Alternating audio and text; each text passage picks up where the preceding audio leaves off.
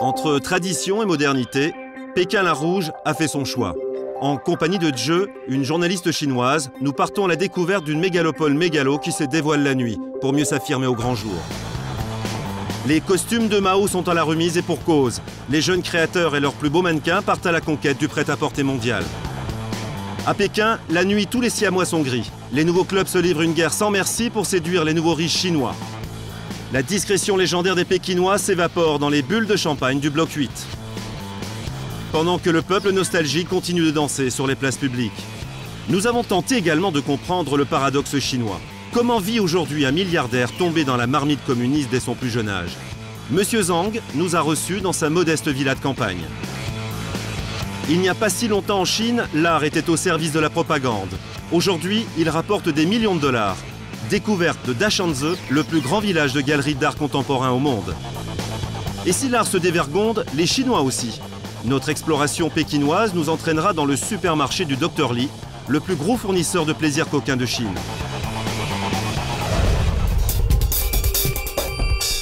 Mais ce soir, nous nous rendons dans un nouveau quartier de Pékin.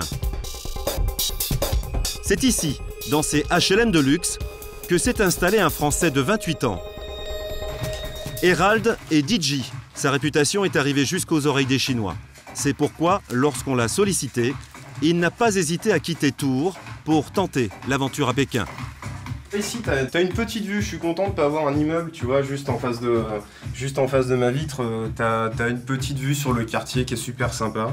Ici, t'as Roxian Daichang. Voilà, je le dis bien. C'est un quartier assez sympa. Très récent, très neuf. L'immeuble est neuf. Tac.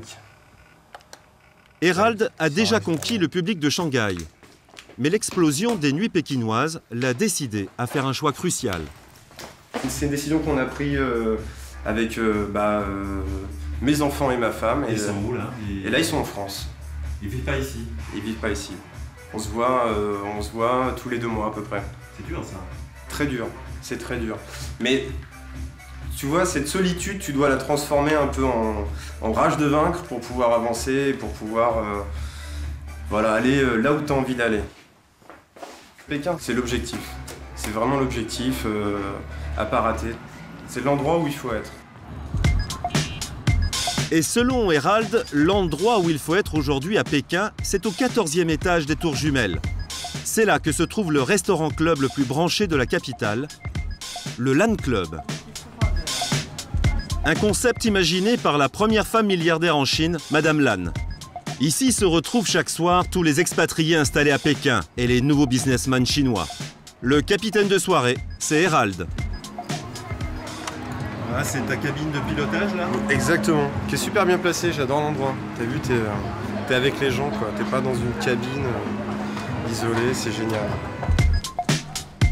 Il faut dire que l'endroit est surprenant. Le décor baroque a la particularité d'assembler des meubles et des objets tous uniques. Lui, c'est le fils héritier de Madame Lan. Ce fils unique appartient à la génération des jeunes empereurs et vient de réaliser un rêve digne de Versailles.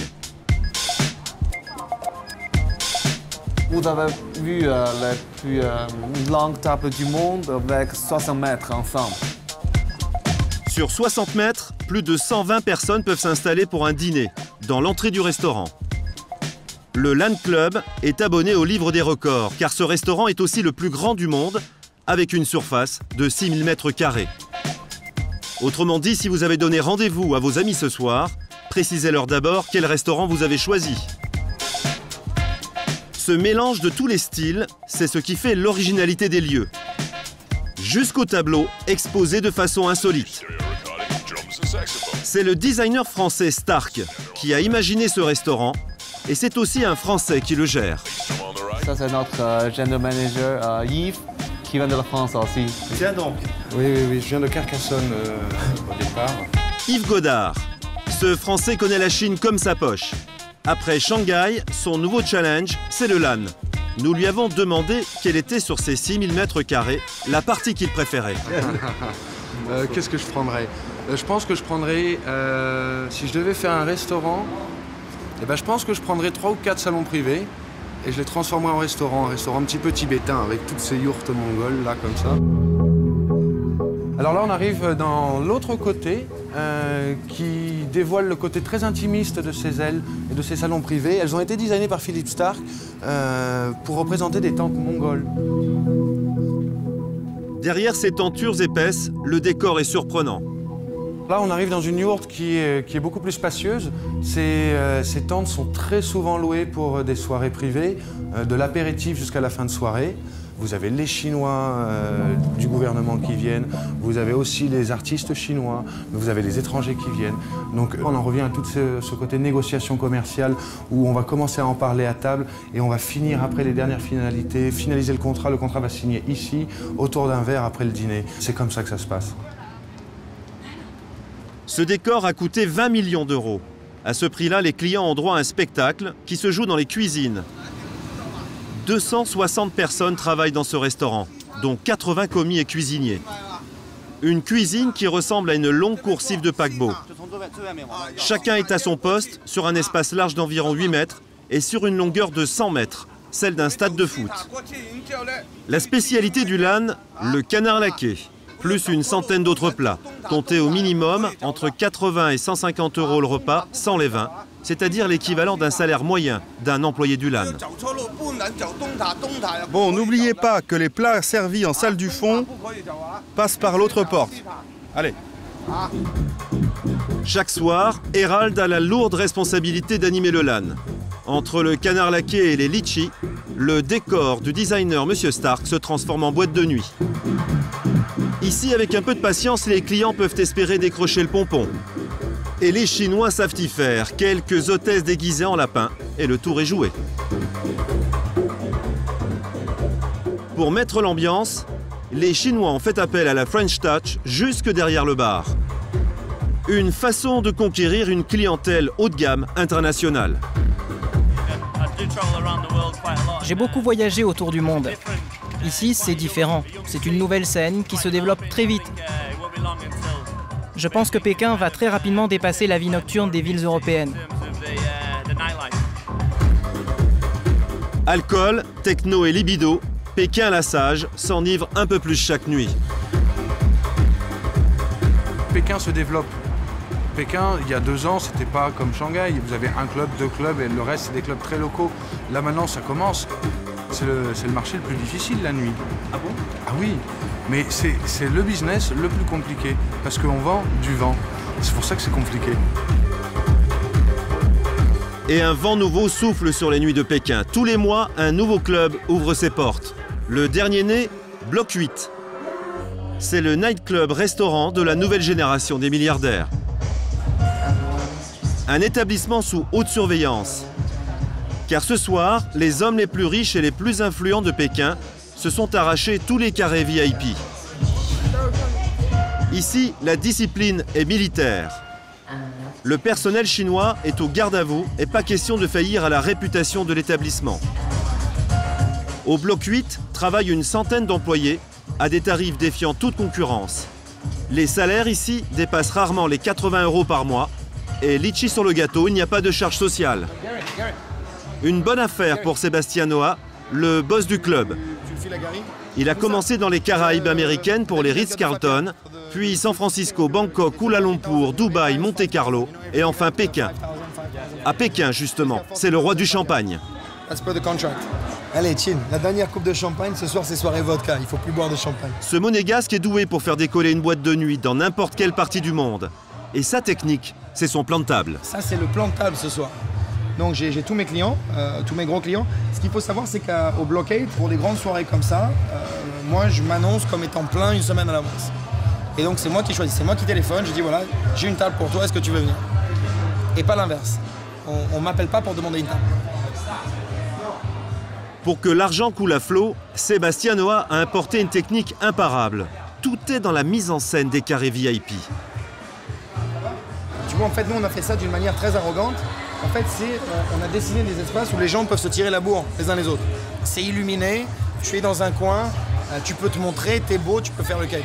Et donc en fait, c'est ça qui plaît, hein. C'est toujours se mettre en avant.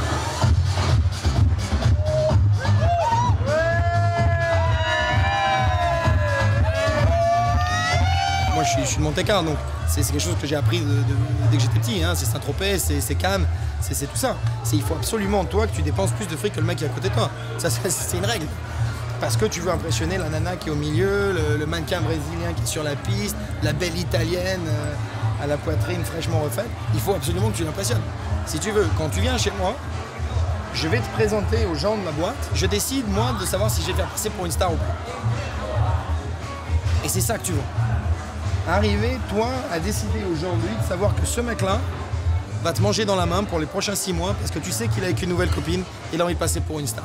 Moi, ça me coûte 2 bouteilles de champagne, 4 serveuses qui arrivent, à l'appeler « Salut, comment tu vas ?» La bise, nani, nana, et lui, ça y est, il flambe. Et c'est comme ça que tu gères tes clients. Les nouveaux riches chinois adorent le champagne français et les DJ européens. Mais ils raffolent par-dessus tout de l'exotisme occidental de certains spectacles. Comme ces danseurs russes de cabaret au chômage à Moscou, venus tenter leur chance à Beijing.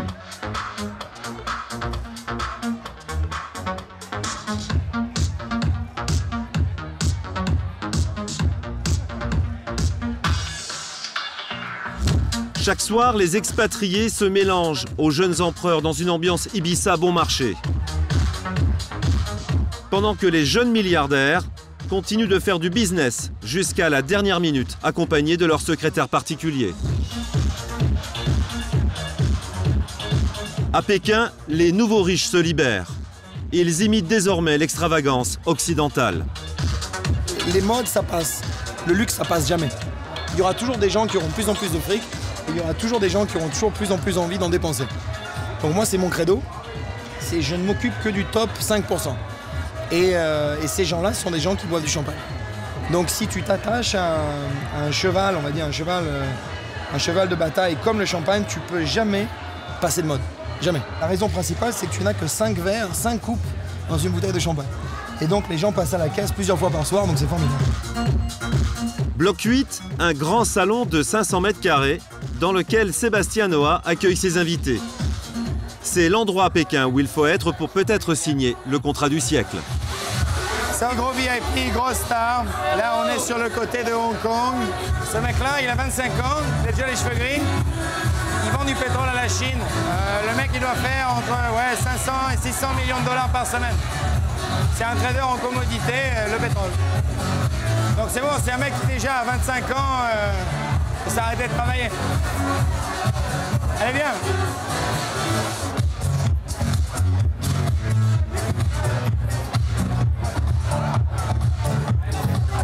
Là, on a Christophe. Christophe, c'est le groupe Havas. Havas sur la Chine. Eric Constantino, patron de la coiffure sur la Chine. Et superstar, buveur de champagne, plus gros client sur la Chine et sur Pékin. Mon plus gros client.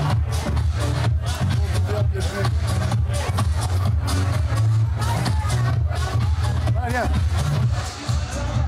Bloc 8, c'est aussi une rampe de lancement pour Sébastien Noah. Il ne compte pas en rester là. Grâce à ses relations, il projette de construire 60 restaurants et boîtes de nuit sur toute la Chine, 2 centres commerciaux, des hôtels de luxe et une agence de voyage pour VIP.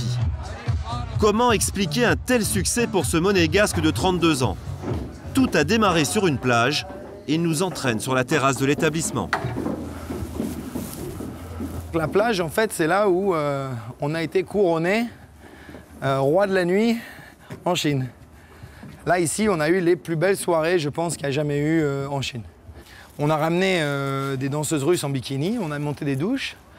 Les danseuses en bikini prenaient des douches à longueur de soirée, dansaient sur les tables, et donc tu as des lits, tu as des cabanas. Donc en fait, on a fait un truc, un très South Beach, très Saint-Trope. Et donc voilà, donc ça a été le carton absolu. On passait ici des soirées à 200, 250 bouteilles de champagne. Et bon, tout le monde est absolument écrasé de bonheur. Et donc, c'était le seul endroit de Pékin, en fait, où tu as une terrasse extérieure et tu as DJ avec la musique qui bastonne. Pourquoi est-ce que nous, on peut avoir un DJ en extérieur avec une musique très forte? Parce qu'on a une très bonne relation avec le gouvernement local. Le gouvernement, c'est comme, si tu veux, une énorme étagère. Non, pas étagère, pardon. Tu sais comment tu dis, ces armoires à thé. Tu sais, tu as des tiroirs. Tu as plein de tiroirs. Et le but, c'est d'avoir un partenaire qui peut t'ouvrir chaque tiroir. C'est ça qu'il faut avoir. Et ça voilà, c'est la chance qu'on a, nous. C'est que j'ai eu très vite pas mal de copains qui, eux, s'occupent de différents tiroirs. Donc voilà, c'est une des grandes chances. Bon.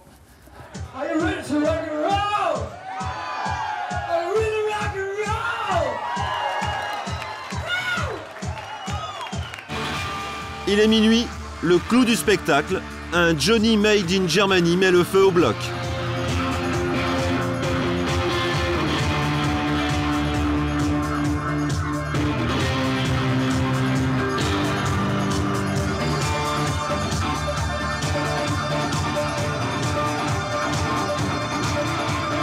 Pékin, c'est l'American Dream. C'est ça l'American Dream. L'American Dream, c'est la Chine. C'est pas les États-Unis. Parce que c'est le Far West. Ici, on vient d'ouvrir, tu sais, c'est New York à la grande époque. C'est ça la Chine aujourd'hui. Tu es le premier, tu es un pionnier. Ils découvrent ça, ça s'ouvre, ça s'ouvre. Ils connaissaient pas le champagne, ils connaissaient pas la vodka, ils connaissaient pas Ibiza. Nous, on leur apporte ça et ils te disent merci, il y a cette gratitude. Et ça, il faut pas cracher dessus.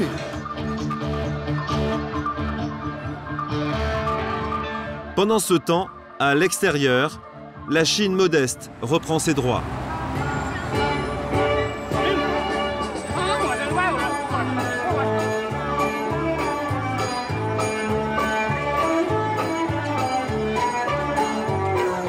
Le peuple entretient sa forme physique avec des danses d'un autre temps. Les couples ici se forment tous les soirs. Pas de ticket d'entrée ni de DJ, mais une sono bricolée qui fait la joie de tous les Pékinois.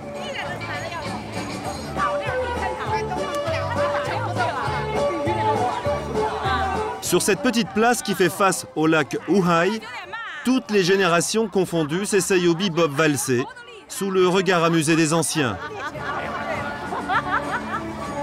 Et c'est le même scénario tous les soirs, pendant la saison chaude. Il paraît que les Mongols, envahissant Pékin, auraient cru voir la mer près de ce lac. Aujourd'hui, ce sont les touristes qui envahissent régulièrement les lieux, sur des canards géants.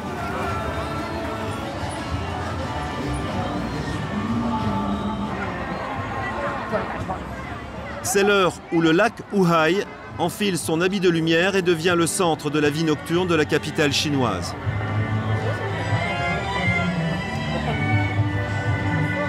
Pour découvrir une Chine plus authentique, il faut se laisser aller au hasard sur les bords du lac, où des dizaines de restaurants se transforment le soir en salle de concert.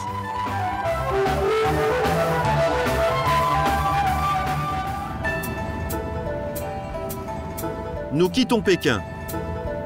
Cette route mène tout droit vers les montagnes du Yanshan. Nous sommes à 50 km au nord de Pékin. Au-delà de ces collines se trouvent les 13 tombeaux de la dynastie Ming. Notre journaliste Zhe veut nous présenter la maison de campagne d'un des plus riches milliardaires chinois. Derrière cette porte, un domaine exceptionnel. C'est ici que monsieur et madame Zhang passent leur week-end. Dans une petite villa, style californien, années 70. Contrairement aux apparences, cette maison a été construite il y a seulement 3 ans, pour le prix d'un studio à Paris, c'est-à-dire 200 000 €. Pour cette modique somme, ils ont bâti un petit palais de 5000 mètres carrés. Bonjour, bonjour, merci de nous accueillir. Bonjour, bienvenue chez nous. Monsieur Zhang est un homme timide. C'est la première fois qu'il ouvre sa maison à une équipe étrangère. Cette maison a été dessinée par un Chinois, monsieur Wang Wei. Et c'est monsieur Zhang lui-même qui a été le maître d'œuvre de cette petite cathédrale de 12 mètres de haut. Quoi de plus logique pour ce tycoon de l'immobilier? La Chine est grande, ses ambitions également. Elles sont à la mesure de l'architecture des lieux. Le personnel a droit à sa salle de billard, les hommes d'affaires, une salle de réunion. Une petite piscine de 25 mètres a même été prévue pour les enfants, ainsi qu'une salle de sport pour madame et ses amis. Mais la pièce favorite de monsieur Zhang, c'est la salle de projection, car c'est un passionné de cinéma. Et maintenant, voici ma salle de cinéma. Monsieur Zhang, d'ailleurs, est devenu récemment producteur de cinéma. Une façon pour lui de se rapprocher de ses rêves d'enfant. En fait, quand j'étais petit, j'étais passionné par le dessin, la peinture. En fait, ce que je voulais, c'était être réalisateur de cinéma. Et puis, il y a eu l'ouverture économique de la Chine sur le monde. Là, j'ai commencé à faire du commerce et ça a marché tout de suite. Je n'ai pas eu d'autre choix. Je suis devenu un homme d'affaires, presque malgré moi.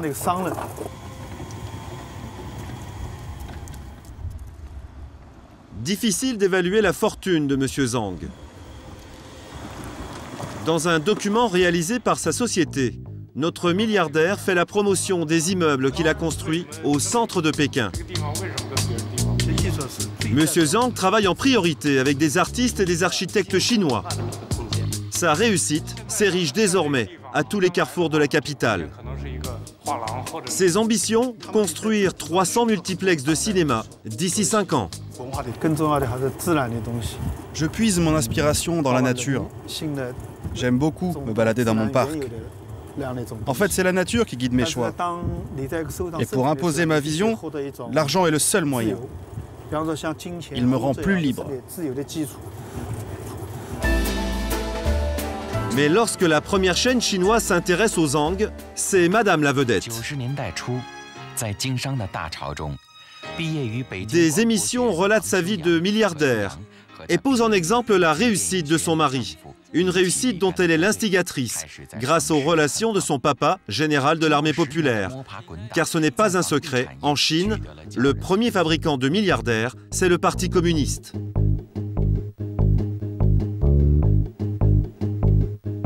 Mais Madame Zhang déteste le monde des affaires. Elle préfère s'entraîner quotidiennement à l'escalade. Un sport qu'elle partage avec ses enfants. Car chaque année, à la belle saison, Madame Zhang quitte son mari et ses enfants pour partir à la conquête des plus hauts sommets tibétains.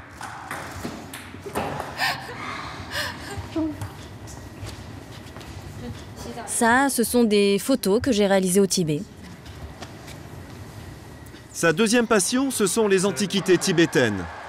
Des objets qu'elle expose, ou plutôt qu'elle stocke dans toutes les pièces de sa villa, y compris dans la plus humide d'entre elles, la piscine. On l'a compris, à chacune de ses expéditions, Madame Zhang aime chiner au Tibet des objets sacrés d'une valeur inestimable. J'ai ramené tous ces tableaux du Tibet. Ce sont de très vieux tableaux, des porte-bonheur tibétains. Dans ma vie antérieure, je devais sûrement être tibétaine. Je me sens bien là-bas. Elle se sent gênée si un Français lui pose des questions sur ce qui se passe au Tibet aujourd'hui ou pas? Oui, ça me gêne. Cette fille de militaire chinois est tout à coup émue. Comme unique réponse, elle continue de nous présenter sa collection d'objets tibétains. Avant de quitter la famille Zhang, au milieu de ces 350 hectares, nous tentons de comprendre le fameux paradoxe chinois, un pays, deux systèmes. Ou si vous préférez, comment peut-on être milliardaire et communiste à la fois? Et la réponse sera, comment pourrions-nous dire, communiste. Avant, sous Mao, la Chine était purement socialiste. Aujourd'hui, ça n'est plus le cas. Mais finalement, nous étions peut-être plus heureux à l'époque. En attendant, depuis 20 ans, des promoteurs immobiliers comme M. Zhang se sont efforcés de gommer les anciens quartiers de Pékin. Seuls, aujourd'hui, les alentours de la cité interdite sont protégés. Voilà à quoi ressemblait Pékin il y a à peine un demi-siècle. Les caravansérails venaient livrer leurs cargaisons exotiques jusqu'au centre-ville. À l'intérieur des Hutong vivaient réunies plusieurs familles. Le commerce s'épanouissait dans les ruelles de la capitale. Pékin était alors un grand village.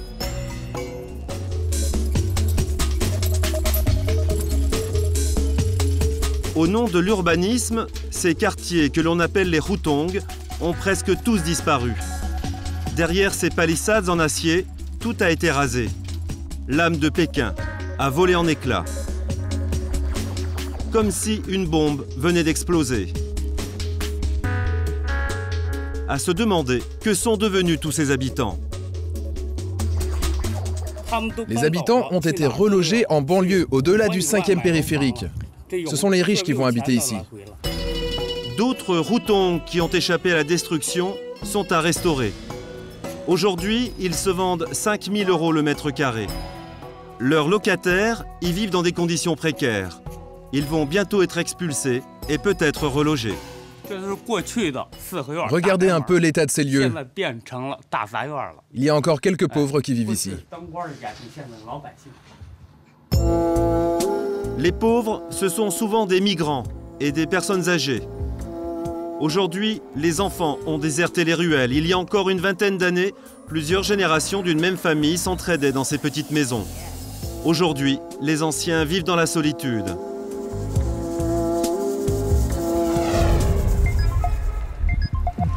Si les quartiers historiques de Pékin sont détruits, étrangement, une zone industrielle du nom de Dashanze, au nord-est de la capitale, est en pleine restauration.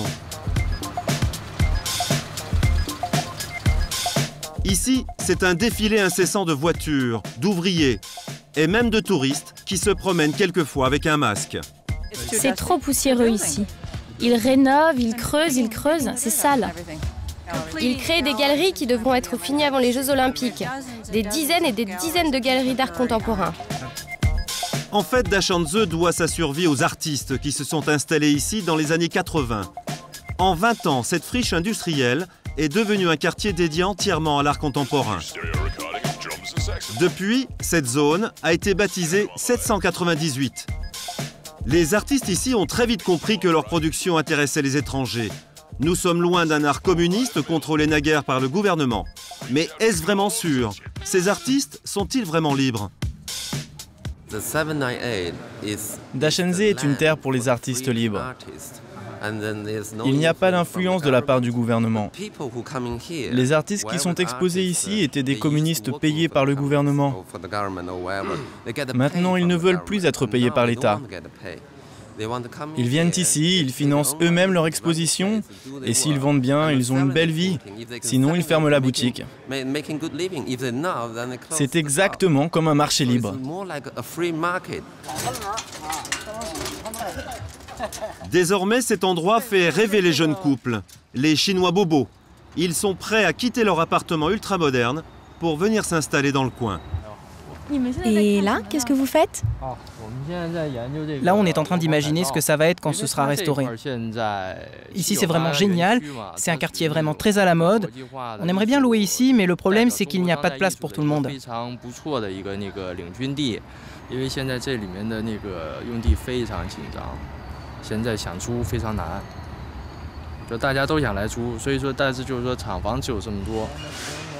Dashanze. Les jeunes mariés viennent désormais s'y faire prendre en photo. Il y a souvent des jeunes comme vous qui se marient ici à Dashanze? Oui, ces dernières années. Pourquoi?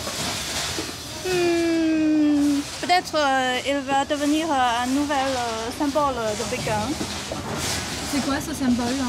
Symbole d'art, symbole d'une nouvelle culture. Ce phénomène artistique et économique, cet homme en est un des principaux responsables. C'est le premier artiste à s'être installé ici au début des années 80. Ce pionnier est aujourd'hui scandalisé par l'inflation du prix des œuvres. Ça, c'est la liste des artistes pour l'année 2007. Attends, voyons voir. Les prix des œuvres ont beaucoup de zéros. Ça grimpe, ça grimpe. Les prix sont hallucinants. Depuis quelques années, l'art contemporain chinois bat tous les records. Une œuvre qui se vendait 100 € il y a moins de 10 ans peut valoir aujourd'hui des millions de dollars. Les artistes les plus cotés sont surnommés les stars rouges. Pour Monsieur Wang, l'art est devenu du marketing, peu importe le message, pourvu qu'il rapporte. À se demander si tout cela est de l'art ou du cochon. Voici l'artiste star de l'année. Le prix de vente aux enchères de ses œuvres en 2007 à 29 millions d'euros. Les stars rouges sont joyeuses. Elles sont très à la mode en Chine. Aujourd'hui, il y a une véritable compétition entre les artistes. C'est le marché qui stimule cette concurrence. Moi, je ne suis pas une star rouge, mais une star noire. Je ne cherche pas à m'adapter au marché en fait, ça ne m'intéresse pas. Ce qui intéresse M. Wang, c'est la mémoire. Ces œuvres noires, comme il dit, sont composées de briques anciennes et de sculptures modernes. Ce qui a attiré cet artiste à Dachenzhou, c'est l'histoire des lieux, de ces anciens ateliers, de la vie qu'il y avait ici, il y a près d'un demi-siècle. Là, tu vois ces ateliers? C'est une mémoire, le passé, ça raconte des choses. Ce sont les Russes qui, en 1951, construisent Dachenzhou. Ici, des milliers d'ouvriers ont travaillé pour la gloire de la grande période communiste. Les Allemands installent des machines et 20 000 ouvriers se mettent au travail. Ils produisent des composants électriques et des munitions. Une véritable machine de guerre. Chaque semaine, une nouvelle galerie ouvre ses portes. Depuis l'explosion de l'art contemporain chinois, les artistes produisent à la chaîne. Tous ces bâtiments vont bientôt accueillir de nouveaux artistes. Les œuvres les plus monumentales occupent déjà l'extérieur. Ici, l'art contemporain efface peu à peu le passé industriel des lieux. Bientôt, cette immense friche industrielle abritera près de 400 galeries. Ce sera alors le plus grand village d'artistes du monde. Bientôt, Dachenzhou va être pris d'assaut par un tsunami de touristes qui, quelquefois, auront bien du mal à distinguer les vraies œuvres des imitations.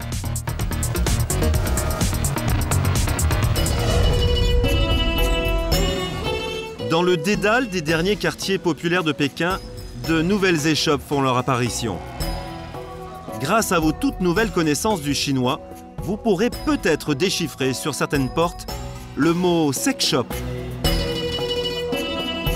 Un commerce réservé aux seuls Chinois qui refusent encore aujourd'hui de parler de plaisir sexuel en place publique.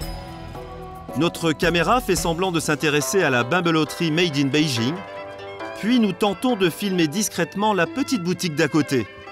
Changement d'univers. Nous nous retrouvons dans une remise de 3 mètres carrés, interdiction de faire du bruit, un enfant y fait sa sieste, entouré d'un décor plutôt insolite. Sur des étagères se trouvent pêle-mêle des préservatifs, des médicaments aphrodisiaques, sextoys de toutes les couleurs.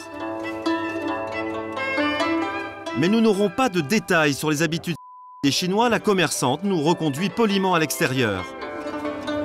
Pour en savoir plus, il faut aller au marché Chilier dans le district de Shaoyang. C'est ici que tout a démarré avec Monsieur Li. Notre homme est le premier fournisseur des petits plaisirs en plastique et latex de l'Empire des Sens. Sa boutique, un supermarché de 2000 mètres carrés en sous-sol. Monsieur Li est un propriétaire heureux. Il possède à lui seul l'équivalent de 3 fois Pigalle, avec plus de 200 boutiques qui fournissent des milliers de shops dans toute la Chine. Difficile de répondre à la demande. Pourtant, pour l'instant, ce commerce ne concerne que 5% de la population, c'est-à-dire 70 millions de consommateurs pour près d'1,5 milliard de Chinois. Dans ces vitrines, plus de 1000 produits différents, tous dédiés au plaisir sexuel. Aujourd'hui, le Pékin moyen n'hésite plus à franchir la porte d'entrée de ces temples du plaisir.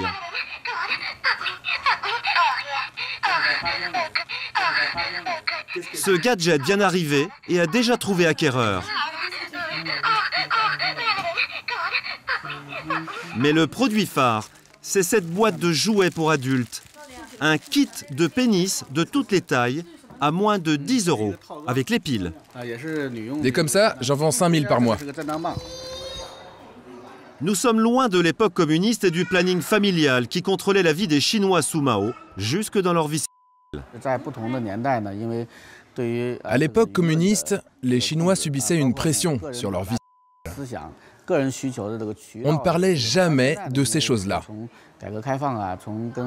Grâce à l'ouverture de la Chine et au développement d'Internet, on s'est rendu compte que le sexe était un besoin naturel. Petit à petit, le gouvernement a compris que la question était très importante pour l'équilibre du peuple. Du coup, aujourd'hui, les gens n'hésitent plus à venir dans mon shop. En Chine, Ce n'est pas considéré comme un plaisir coupable, mais une activité saine qui contribue à l'équilibre des individus.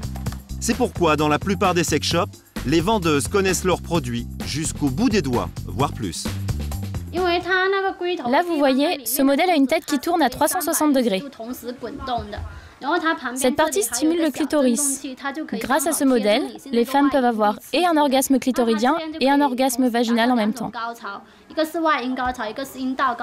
Et vous l'avez essayé? Oui, bien sûr. Ça vous a plu? Ah oui, c'est pour ça que je le connais si bien d'ailleurs. Après une série d'études sociologiques et médicales, les autorités chinoises ont constaté que le plaisir était indispensable à la santé. Si un être humain n'a pas de vie, à un moment donné, vous pouvez en être sûr, il va tomber malade. Dans ce supermarché, près de la moitié des boutiques sont dédiées à la médecine. Des produits importés des 4 coins de la Chine. Ici, on vend essentiellement des médicaments pour améliorer les performances, donc la santé. Vous voyez, dans cette boutique, tous ces médicaments viennent du Qinghai et du Tibet.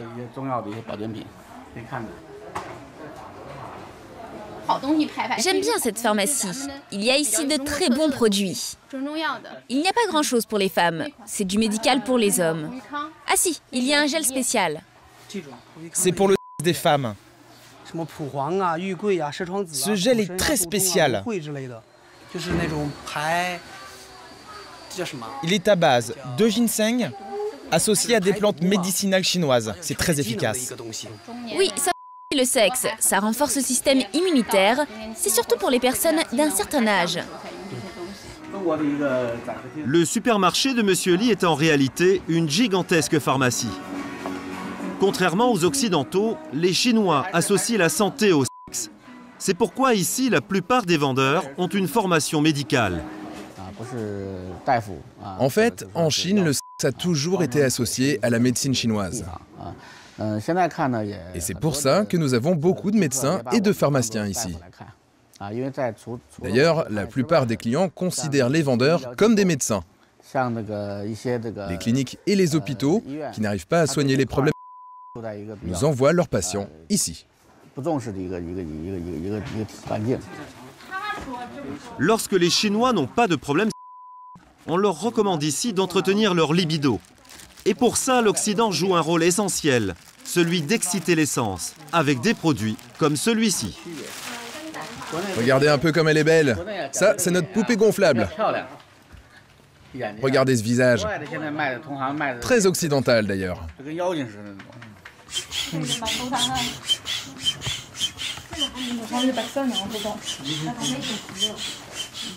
Vous trouvez ça normal que les hommes utilisent des poupées gonflables? Oui, parce que c'est bon pour leur bien-être. Et pour les Chinois timides, mademoiselle ou madame peut fermer les yeux.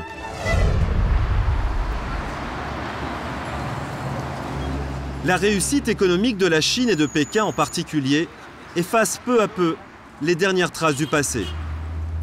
Mais à Pékin, il reste encore quelques vestiges de la grande époque communiste. C'est ici le magasin d'Afang, un magasin italique où on vendait les choses comme à l'ancienne. Là, je vais rencontrer le manager.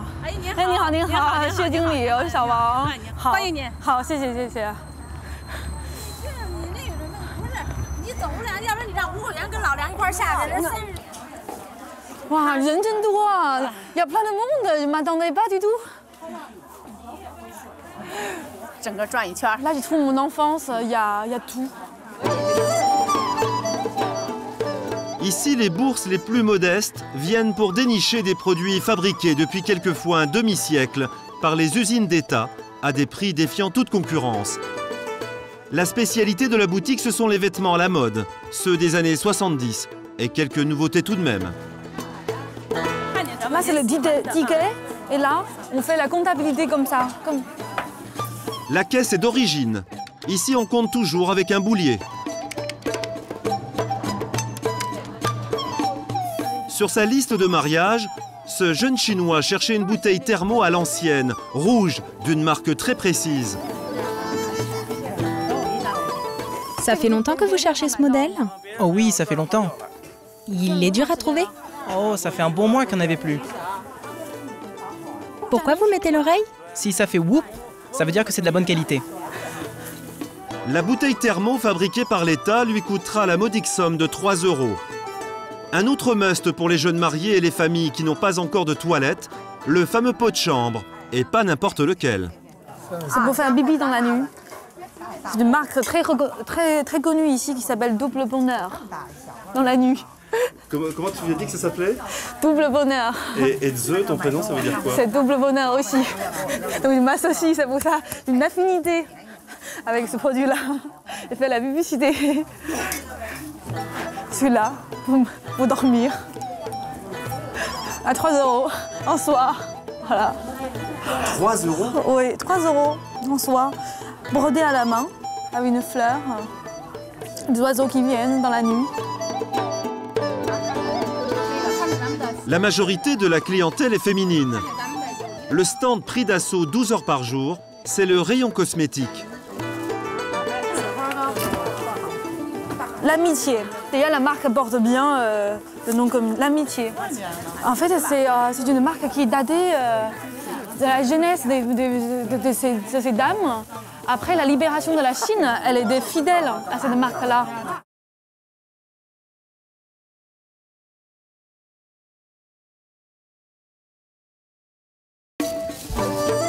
Les clients ici sont fidèles. Les nostalgiques d'une autre Chine viennent retrouver le plaisir du contact à l'ancienne. C'est un magasin à l'ancienne. Tous les magasins il y a 20 ans étaient comme ça. J'aime cette ambiance. Vous savez, c'est pas comme dans ces grands magasins de luxe d'aujourd'hui. En fait, vous trouvez que l'ambiance ici est plus sympathique? Oui, dans les autres magasins, les vendeuses arrivent avec un grand sourire. Mais en fait, elles s'intéressent plus à ce que vous avez dans le porte-monnaie. Et si elles voient que vous n'êtes pas intéressé, elles prennent un air déçu et d'un seul coup, elles vous ignorent. Vous savez, ici, la priorité, ce n'est pas de faire des bénéfices. Et même si les vêtements sont d'une autre époque, la mode ici, c'est d'abord ce qui se vend. L'élégance a sa référence, représentée par ces mannequins, venus d'Europe il y a bien longtemps. À l'époque, on trouvait déjà que les Occidentaux sont beaux. Surtout, il a de l'allure pour montrer les vêtements. Mais aujourd'hui, les mannequins ont changé d'allure. Pour les rencontrer, il faut aller à l'autre bout de la capitale, dans le Pékin futuriste. Un Pékin où la mode, c'est ce qui se démode. C'est la Fashion Week, le grand rendez-vous des jeunes créateurs et de la haute couture. Nous sommes comme stars. Ici, pour le Fashion Week, il y a un chauffeur exprès pour ouvrir la porte. Le marché du prêt-à-porter en Chine est en pleine expansion. Dans une des salles de ce grand hôtel, les Chinois, libérés de l'uniforme, affichent depuis quelques années déjà face au monde une nouvelle image. Une mode sans complexe, libérée de tous les préjugés. Les mannequins mis à la disposition des jeunes créateurs sont pour la plupart made in China. Ils ont été recrutés aux quatre coins de l'Empire. Aujourd'hui, les créations présentées participent au concours international des jeunes créateurs de la Fashion Week de Pékin. À la fin de ce défilé, le gagnant recevra un prix et pourra sans complexe partir à la conquête du marché chinois, autrement dit le jackpot. Nous avons appris qu'une Française a été sélectionnée pour ce concours. Je négocie pour nous dans les couloirs pour que notre caméra soit autorisée malgré les règles strictes de sécurité à la rencontrer. C'est l'organisatrice. En fait, j'ai essayé de faire des relations avec elle pour qu'on entende la coulisse.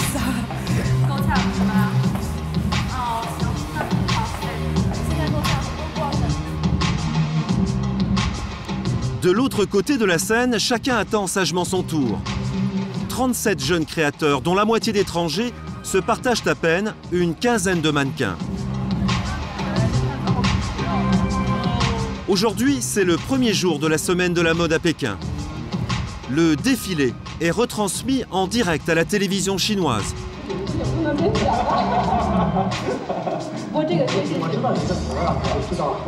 Dans les coulisses, c'est au tour de Diane de Gély. C'est la seule Française invitée par les Chinois. Diplômée de S-Mode Lyon, elle a cassé sa tirelire pour tenter sa chance à Pékin. Et ben maintenant on attend l'heure leur hache. C'est un enjeu pour vous important aujourd'hui? Pour moi, oui, parce que c'est la première fois que je présente mes vêtements au public. Donc, je sais pas du tout ce que ça va donner.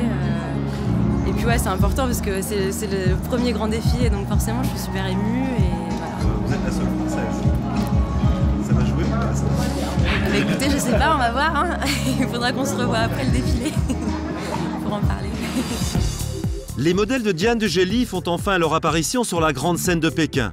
La petite Française joue enfin dans la cour des grands. Ces créations nous font voyager entre une Afrique et un Tibet futuriste.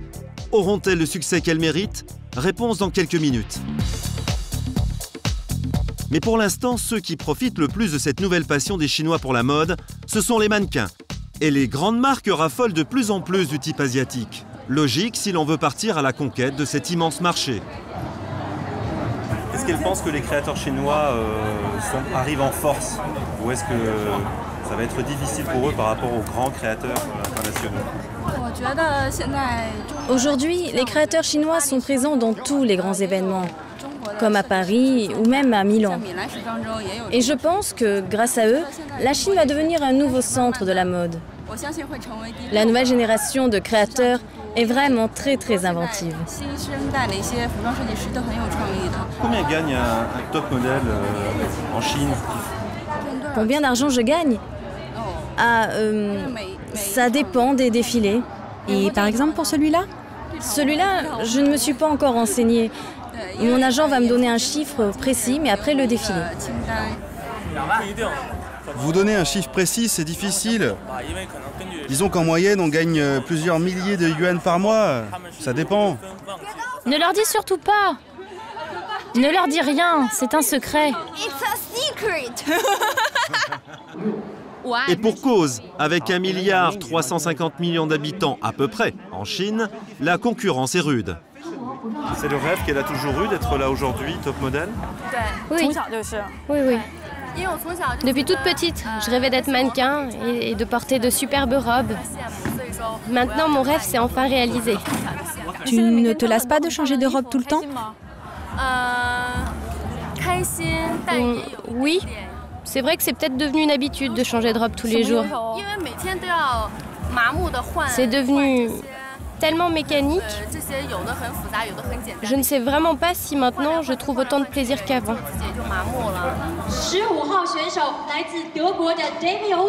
C'est l'heure du verdict. Tous les jeunes sont présentés un à un sur scène. Les créations de Diane de Gelly ont été très remarquées. Mais les jurés ont choisi de remettre le premier prix à un Allemand de Berlin, David Hübel. Ces modèles, aux allures de nomades de la guerre des étoiles, ont emballé les Chinois. Diane a tout de même une petite consolation, un diplôme et un livret rouge. J'ai un bouquet de fleurs et mon petit certificat, puis du souvenir. Super, génial, super, vraiment. Ouais, franchement, c'est un grand événement comme ça, avoir ses vêtements sur le podium, c'est le pied, quoi. Bonne chance. Merci beaucoup, merci à vous. Le rouge, une couleur en Chine qui porte chance.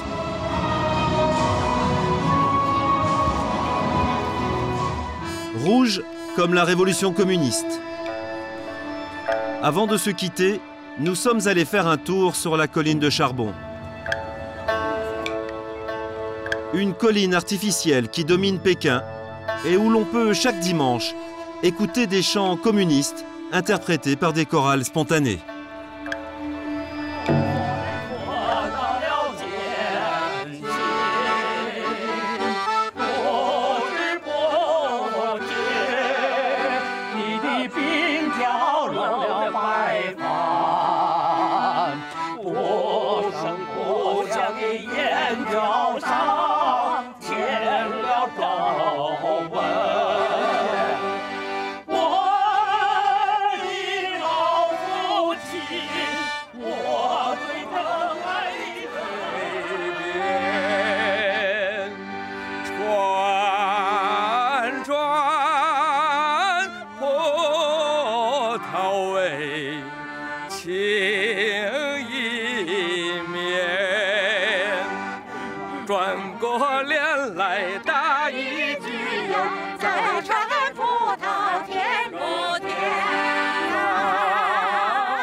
Et comme le dit le proverbe chinois, avec le temps et la patience, la feuille du mûrier devient de la soie.